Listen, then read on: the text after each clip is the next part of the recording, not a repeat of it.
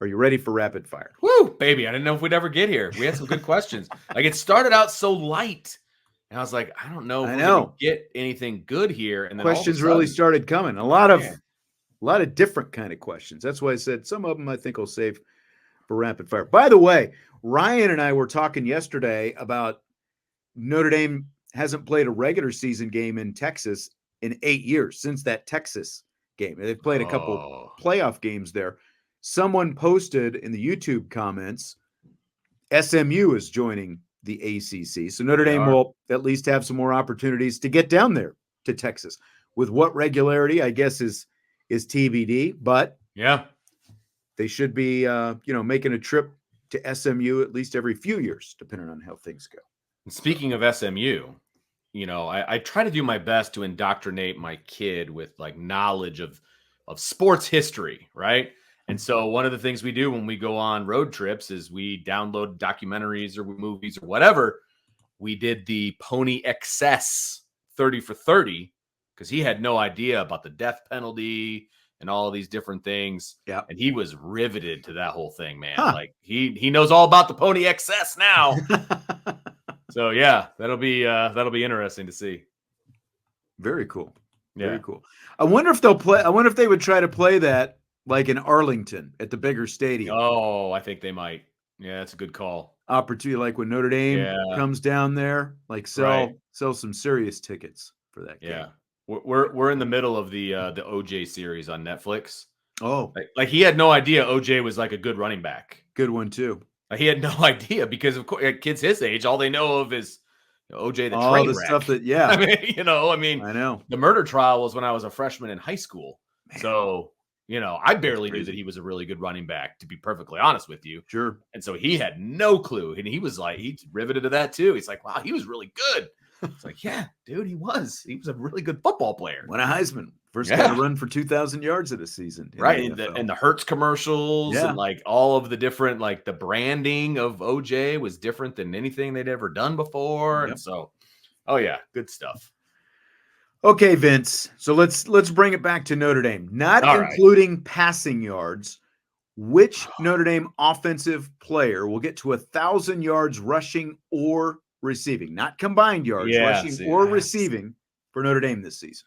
That's the hard part, right? Because the easy answer would have been Jadarian Price if we're doing rushing and receiving. But you excluded that, and that's your prerogative, sir. I'm going to go with Jadarian Price. I think he could be 1,000-yard runner this year. I think he will be the primary runner of the football. Obviously Love is going to get a ton of carries and a ton of catches. I think he's going to get a lot of catches out of the backfield. But I'm going to go with Price. I think he has a chance of getting to 1,000 first. I just can't predict 1,000-yard receiver right now. I'm trying to restrain myself. I think I've got to go with Jadarian Price as well. You're right. Like I've been thinking, okay, could it be Jaden Greathouse? Could it even be Faison? Could it be Mitchell? It could be all of them. Yeah, like any of those three could be the answer. Yeah. But we don't, like last year there was no go-to guy. I think Salty, of course, will love this. I think Greathouse could be the go-to guy this year. Yeah, but I do too. We'll see how that pans out. Though. So I think that Jadarian Price is kind of the safer pick to go with here because he should be, like with he and Love being the, if it's 1A, 1B or 1-2 or whatever, because Love should be split out a little bit more often. I think that Price ultimately will be the first guy to top 1,000 this season. Brent says ND better have 1,000-yard receiver. I'm not disagreeing with you, Brent, at all. Now, number one, the question says the first one to 1,000 yards, not which one. It says the first one. First one, yeah. But I've gotten out of control with predicting 1,000-yard receivers and whatnot, and so I'm doing my best to restrain myself in that regard. Look, I would take 3 800-yard receivers over 1,000-yard receiver, though.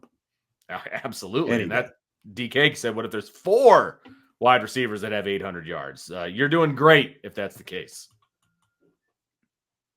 Yeah, exactly.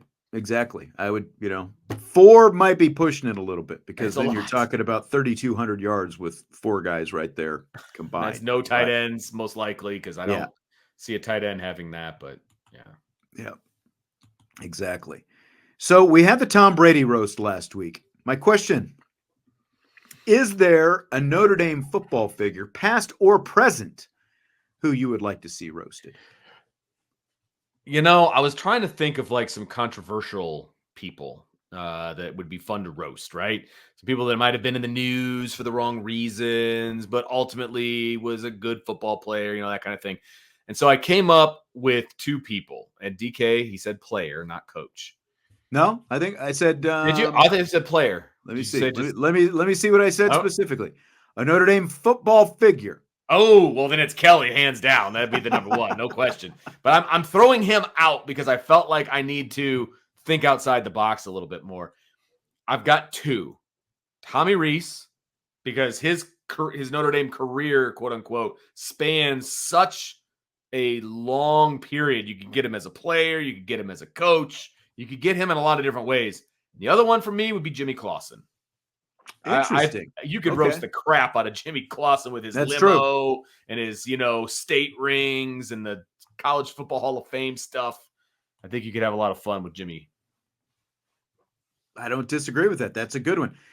Brian Kelly, I think, is the easy answer. I think everyone would want that. The problem with Brian Kelly is he's too thin-skinned. I don't, Oh, like he would never go for it, no right? Like way. everyone would like to see him up there and just get sizzled, like for 3 hours, like Tom Brady Oh, was. But great. I don't think he would be able to handle, any of the rough stuff, and that's what a Not a roast is chance. all about, right?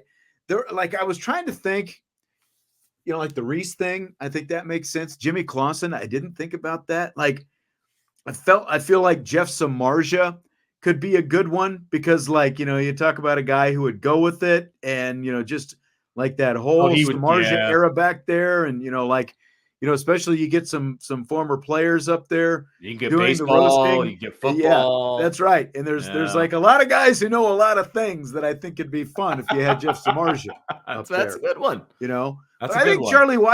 Charlie Weiss could be good as well. Like when you think about, like all the, like, there's a lot of good material because he made, a couple of bank vaults full of money off of, being a sub 500 coach in his, You're not wrong. what was it, 7+ year career, didn't quite make it through the 8th year at Kansas, made a lot of money from both those schools. And, like he'd be the kind of guy who, if you got Belichick, Parcells, and Tom Brady to get up there and do some of the roasting, I think that he would love the fact, that those guys were roasting him. So I think Weiss Yeah. could be a good, and unlike BK, not a thin skin No, guy. he I would think that take he it. would go with it, He's a Jersey guy, right? Yeah. Like I think he would take it. Some people are saying Manti. Manti would be off limits for me Yeah. because Because that's that would just, the whole night would turn into, yeah, oh, your girlfriend, and, that would be does he off have a limits. girlfriend? That's what the whole That's thing would be about. I don't that's think that hitting would be below that the much that's fun. hitting below the belt Yeah. for him. He's gone through enough crap. I'm not roasting Manti. I'm sorry. Yeah. I Uh, agree. the other ones aren't bad. I like the Brian Driscoll one. That would be fun. We could have some fun with that. But I would want to be employed the next day. So Yes, I would not do the roasting. You can't roast no, your I would boss. just stand So, back and try not to laugh. I'm like, I don't know why anybody thought that was funny, Brian. I don't know. right. Is there a non-Notre Dame football sports figure you would like to see roasted? I was really having to think about this one.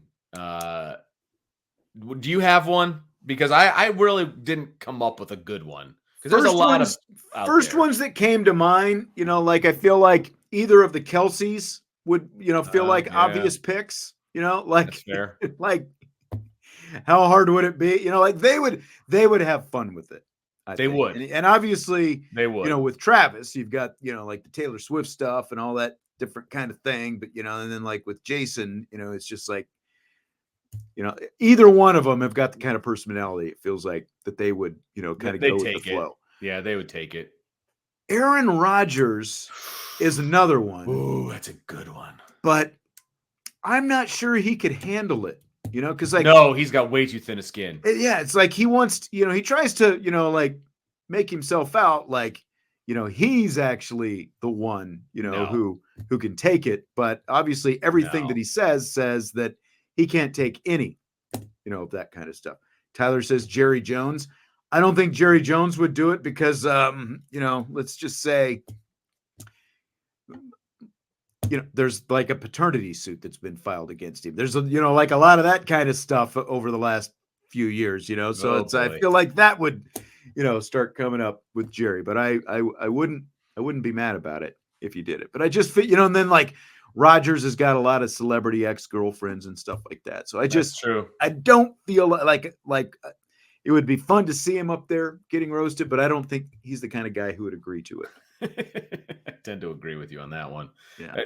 Old Jarhead says Charles Barkley. It's not a bad one. That's not a bad one. I think he could roll with it, and he would have some good retorts back at people too, which I think would be a lot of fun because they usually let the roaster talk. So I think that one would work out pretty well for sure. Yep, I agree. Speaking of the Kelces, Joe had a question in here. Is anyone else really looking forward to Jason Kelce joining Monday Night Football? I actually like Jason Kelce much more than Travis Kelce.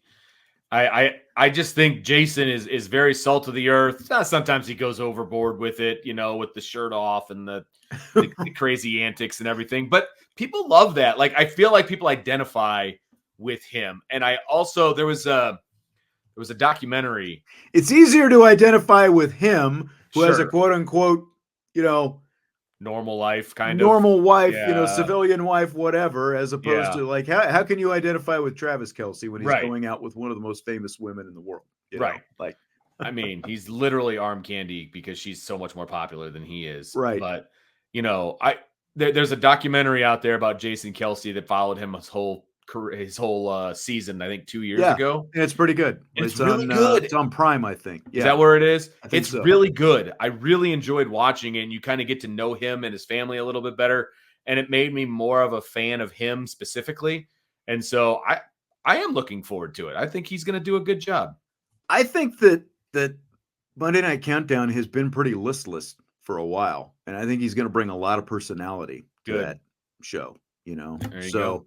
that's I'm really looking forward to kind of seeing what he can bring. Like we talked about, like CBS needed an injection of personality, and like maybe he didn't want to do Sunday. I don't know how hard they went after him or whatever, but I think he may morph into that. Maybe this is like a trial run or whatever. But I feel like this is going to be a good move. Yeah, for Jason Kelce and potentially, they got rid of RG3. Yeah, I never like to see guys, lose their job, but I never felt like RG3. Like I felt like he was always just like kept it fairly vanilla, and you don't have to go overboard in your criticism of players. But I always felt like what was supposed to be analysis tended more toward like a lot of defensive the players all the time, rather than actually critiquing them and that kind of stuff. Yeah. So today is NFL schedule release day, and they've released a handful of games over the last few days, but the full release is at 8:00 tonight. So Vince, do you buy or sell the NFL schedule release as a prime time TV event?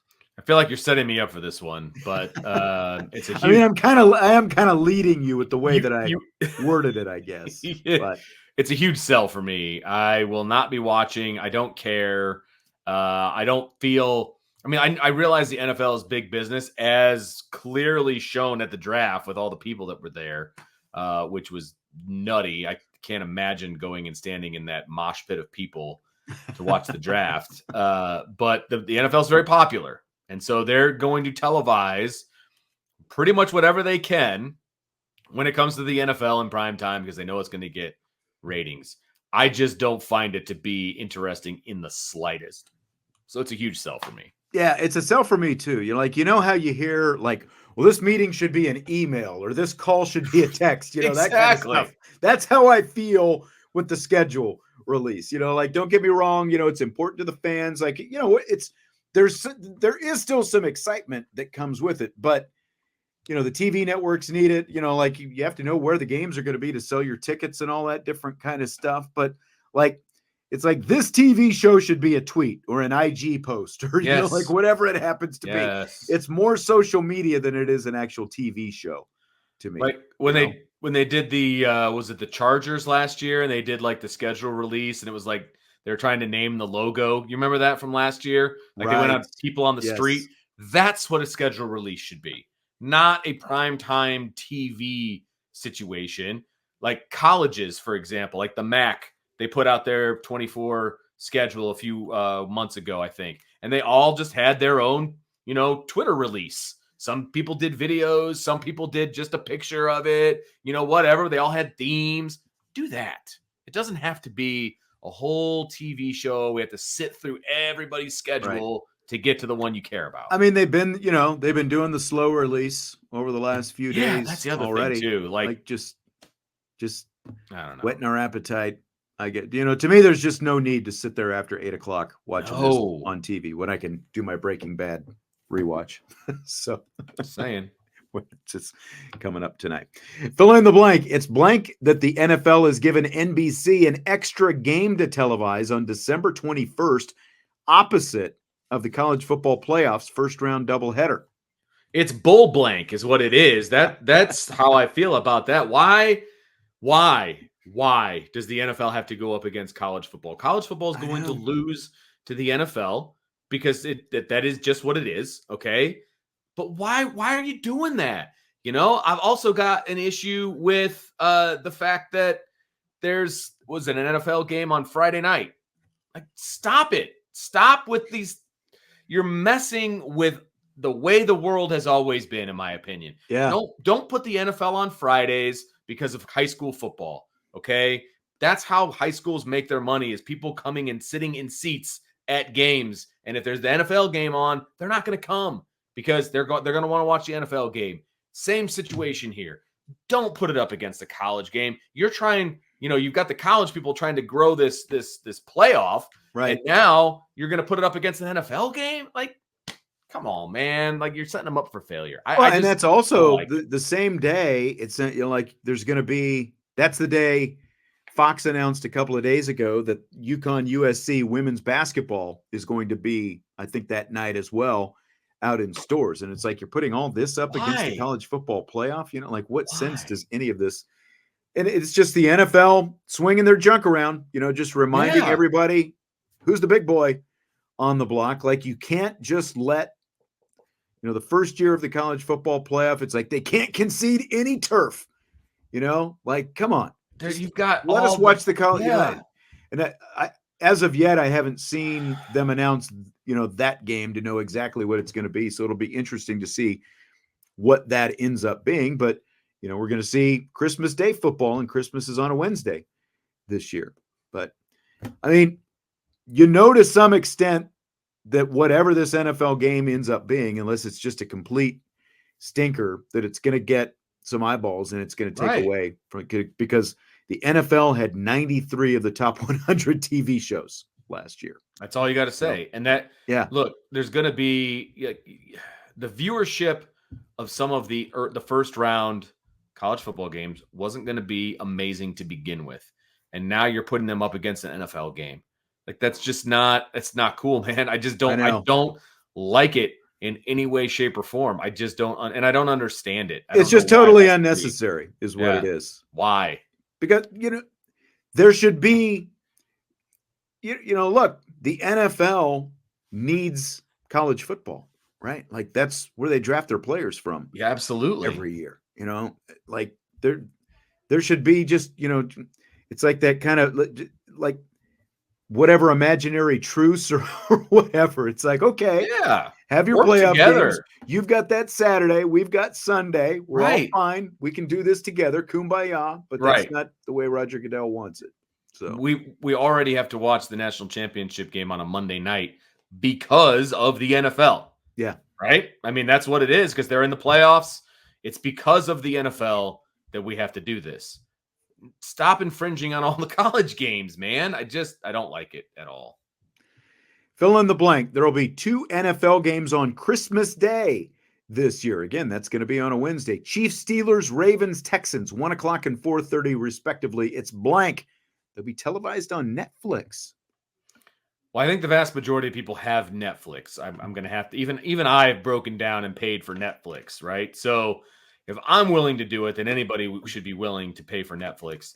I love honestly, I love the fact that NFL is on Christmas. I know maybe that's not a popular opinion.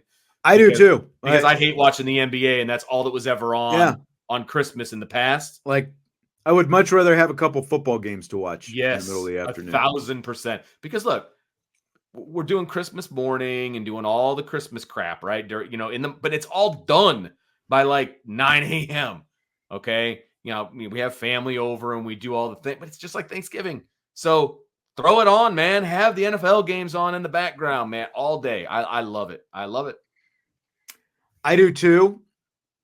I know some people are going to complain because, it's another streamer. And if an NFL fan wants to watch, like their team or just watch all the nationally televised games throughout the season, you're going to need Amazon, you're going to need Peacock, now you're going to need Netflix, you're going to need ESPN Plus, and you're going to need a cable or satellite package.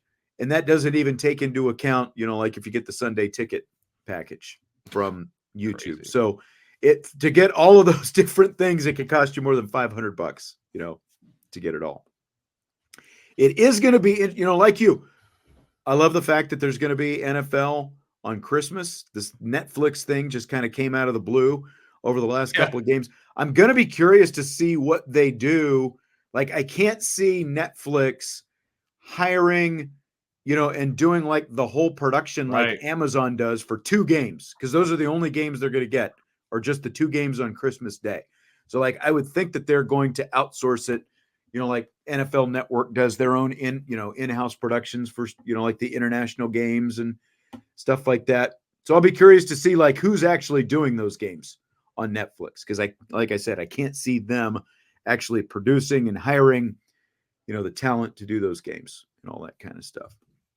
The other games though, Thanksgiving, Bears, Lions on Thanksgiving Day. Bears are going to be that's perfect Giants, for me. Giants, Cowboys. Kind of meh on that. I might be traveling someplace with women's basketball that I can't see the game anyway. So I can't, like, if it's true. If I can't see it, that would actually be my pick.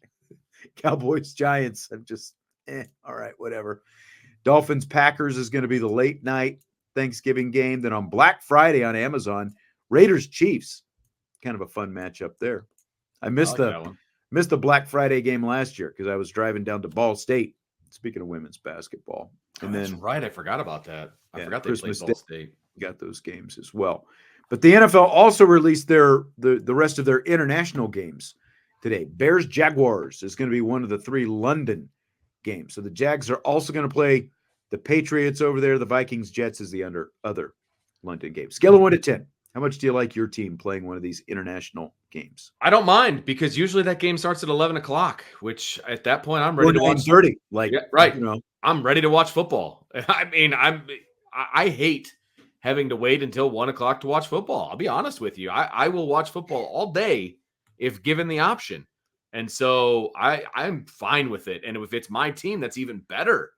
I'm all for it. I'm all for it. Yeah, Jaywick 13 says the Jags are over there twice. Yes, and they're actually going to stay back-to-back weeks to play. Well, and the Jags are kind of like the de facto home team of London. Right, they've played more games in London than any other team. Right. There. So, yeah, I mean, fortunately, my team doesn't play very many international games, and I think the owner kind of puts his foot down and doesn't want to lose the revenue, and I don't think most of the the teams that they would be hosting as well would want to lose the revenue, So,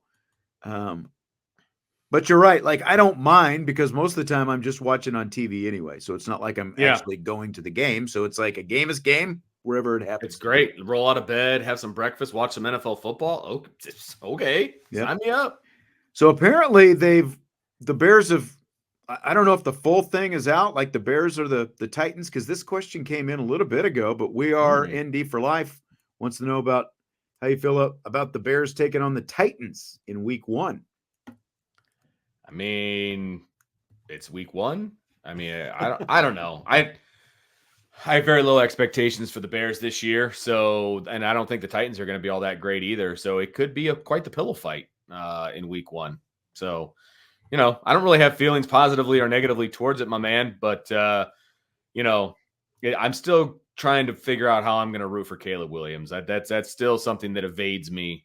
I just don't see that happening. Now, he also wants to know if Caleb is going to have more combined yards than Ouch. Dak Prescott No, this year. he won't. I don't think so either. Dak threw for over 4,500 yards last year, and he might not get to 4,500 this year. Actually, he might even surpass it considering the question mark they have at running back this year. But I don't see Caleb Williams. They have not had, I don't think the Bears have even had a 3,000-yard passer in their history, if I remember right. Jeez, I know they haven't had a 4,000-yard passer in their history. So he's not going to do that in year 1. Nope. Because even if he had 4,000 passing yards and 500 rushing yards, I don't see that happening. No. So no. Andre is whistling the right tune. Can you believe college football will be back in about 16 weeks? Is it really?